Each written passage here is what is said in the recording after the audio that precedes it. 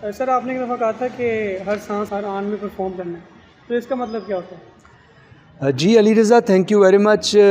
یہ جب ہم کہتے ہیں کہ ہمیں زندگی میں ہر آن میں ہر لمحے میں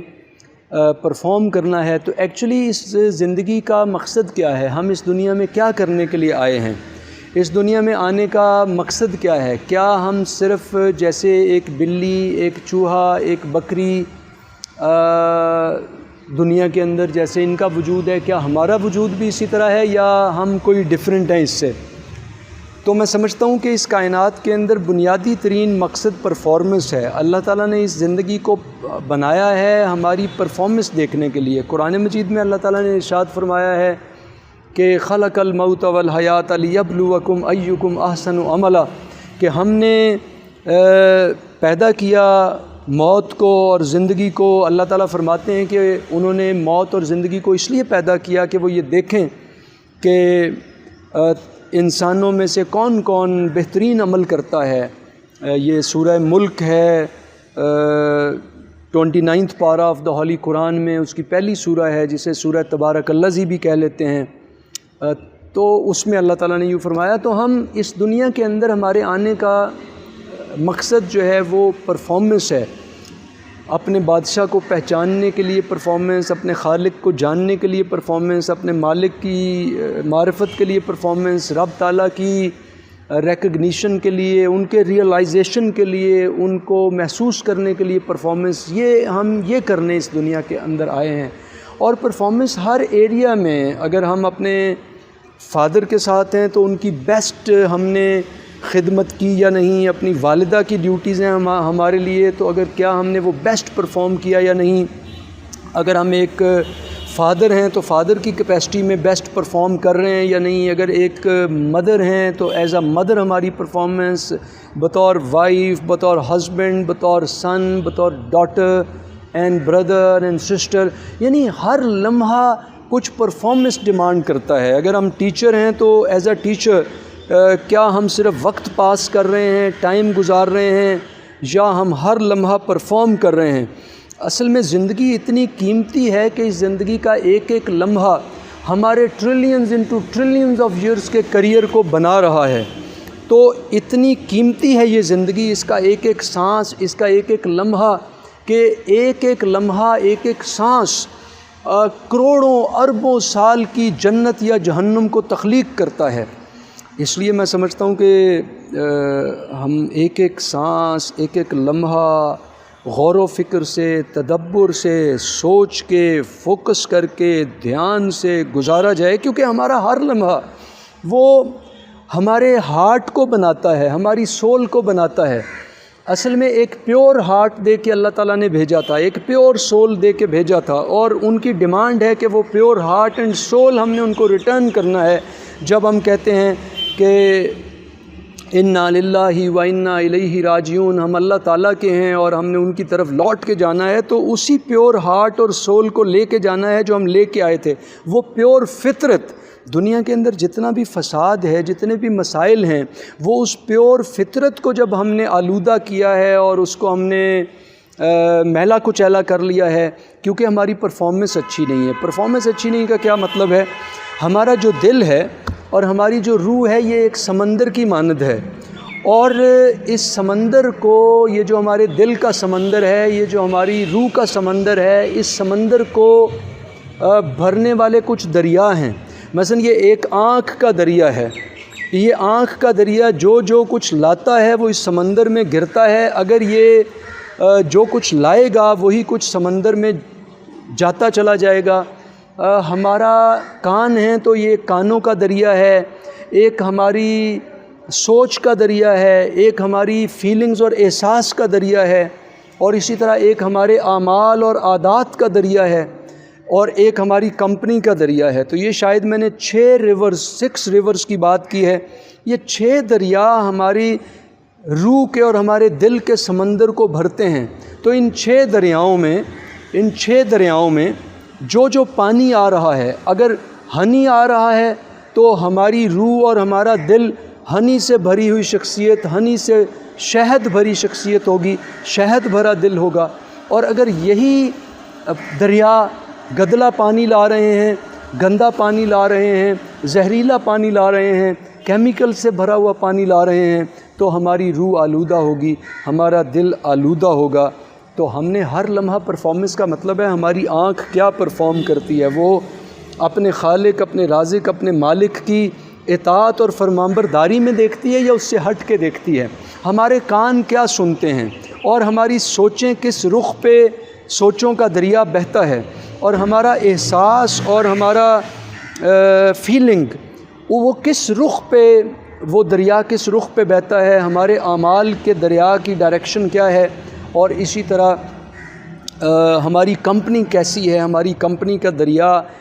شہد لا رہا ہے، خوشبو لا رہا ہے، صاف ستھرا شفاف پانی لا رہا ہے، اسی کی بنیاد پہ ہماری جو روح ہوتی ہے، ہمارا دل جو ہوتا ہے، اس کا سمندر بھرتا رہتا ہے، اور نتیجتاً جب ہم سے ہماری امانت واپس طلب کی جاتی ہے، فرشتے ہاتھ بڑھا بڑھا کے، قرآن مجید کہتا ہے وہ مانگتے ہیں نکالو وہ امانت جو تمہارے خدا نے تمہارے ذمے لگائی تھی، یعنی ہماری جان مانگتے ہیں، یعنی روح اور دل جب اس کو وہ لے کے جانے لگتے ہیں،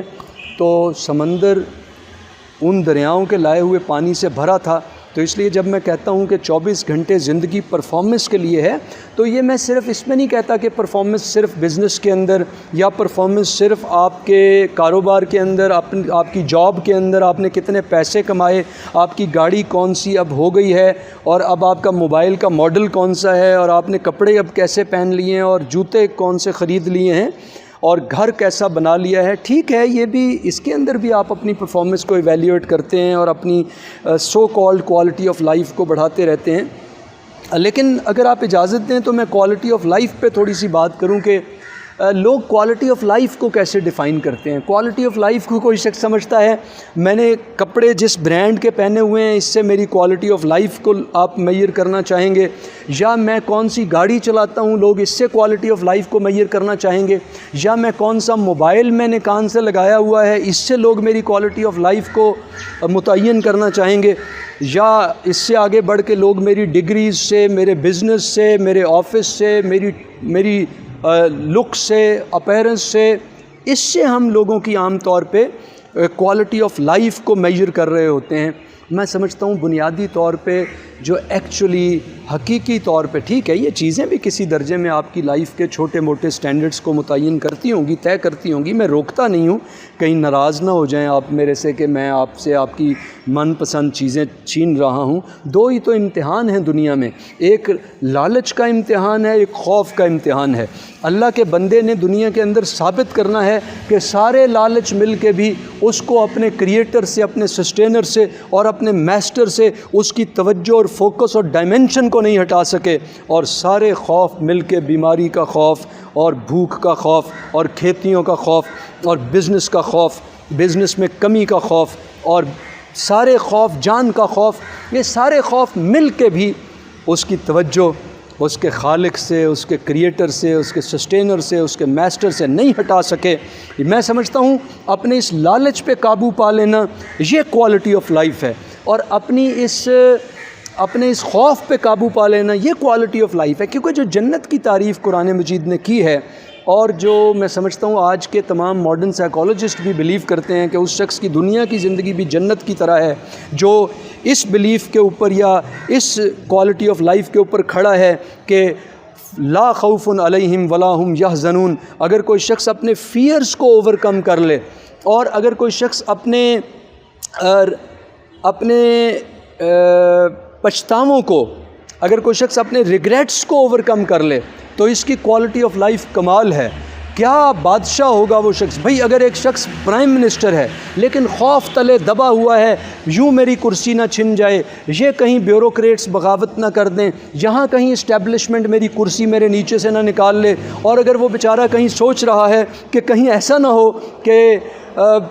فلاں طبقات تاجر برادری ہے، یا فلاں کوئی اور طاقتور طبقہ ہے، یا کہیں مہنگائی نہ ہو جائے اور میری کرسی کو خطرہ نہ لاحق ہو جائے، تو کیا کوالٹی آف لائف ہے؟ گھبراہٹ ہے، پریشانی ہے۔ اور جس وقت امجد صاحب کہتے ہیں کہ بڑے خوبصورت شعر ان کے مجھے یاد آ گئے،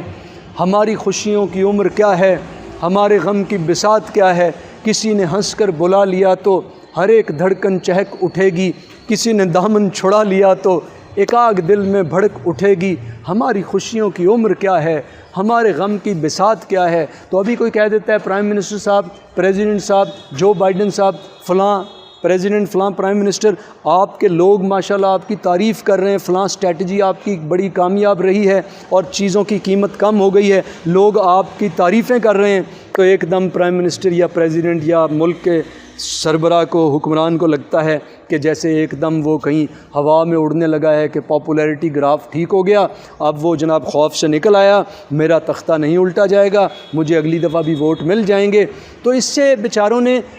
کتنے خوف کے اندر ایک بڑی سے بڑی اتھارٹی رکھنے والا شخص بھی مبتلا ہوتا ہے۔ تو اس کے برعکس اللہ کا کوئی بندہ اگر لالچ سے بے نیاز ہو جائے، خوف سے بے نیاز ہو جائے، پچھتاوے ختم ہو جائیں، کون سی چیز ہم لے کے ایسی دنیا میں آئے تھے کہ جس کے چھننے کا خوف ہے۔ وارم آف دا مدر میں انسان 9 منتھس کے لیے رکھا گیا، وہ 8-9 منتھس جو وارم آف دا مدر میں ہم نے گزارے، وہاں کیا دولت تھی ہمارے پاس، کیا ریسورسز تھے ہمارے، کیا طاقت تھی ہمارے پاس، کیا کوالٹی آف لائف تھی ہماری، کیا ڈائٹ تھی ہماری، ذرا غور تو کر کے دیکھیں۔ تو انسان کو شاید بے خوف کیا جا رہا تھا کہ آج وہ دنیا کے اندر جب مشکلات کا شکار ہو، چیلنجز کا شکار ہو، طوفانوں کو فیس کرے تو گھبرا نہ جائے، وہ سوچے کہ میں 9 منتھس تک وارم آف دا مدر میں، رحم مادر میں وہاں رہ کے آیا ہوں جہاں میرا کوئی سہارا نہیں تھا، کوئی ساتھ دینے والا نہیں تھا، کوئی مددگار نہیں تھا، جہاں پہ میرے پاس کوئی ریسورسز نہیں تھے، پھر بھی کسی ہستی نے مجھے تخلیق کیا، مجھے صورت بخشی اور کمال صورت بخشی اور تخلیق کیا تو کمال تخلیق کیا۔ تو اگر وہ وہاں پہ مجھے اتنا کچھ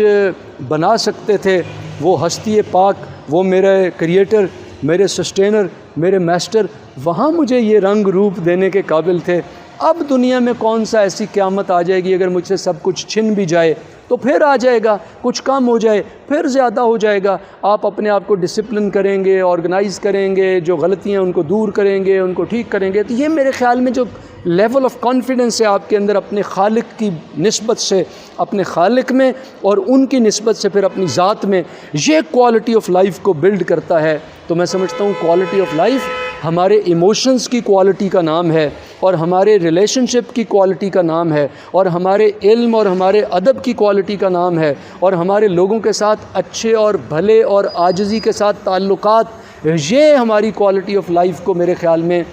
ڈیفائن کرتے ہیں۔ اور ہماری زبان اچھی ہو، ہمارا بیان اچھا ہو، اور ہمارے اندر خلوص ہو، اور ہمارے اندر اللہ کی معرفت اور محبت ہو، اور ہمارے اندر رسول کریم صلی اللہ علیہ وآلہ وسلم کی سچی اتباع ہو، میرے خیال میں